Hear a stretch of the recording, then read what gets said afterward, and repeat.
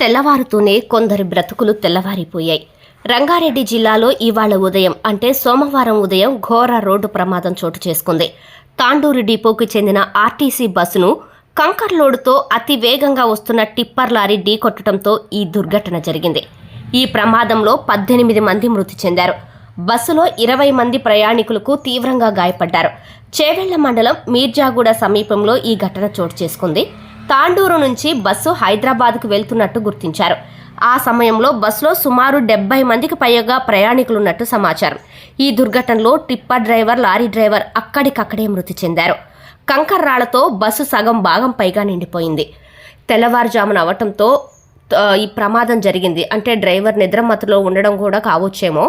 అయితే తెల్లవారుజామున డ్రైవింగ్ చేసేవాళ్ళు కాస్త డ్రైవర్లు జాగ్రత్తగా ఉండండి. ఇంటి దగ్గర మీ వాళ్ళు అవి ఎదురు చూస్తూ ఉంటారనేది కాస్త గుర్తుంచుకోండి. నిద్ర వస్తే కాసేపు బస్సు వెహికల్ పక్క కాపి పడుకోండి.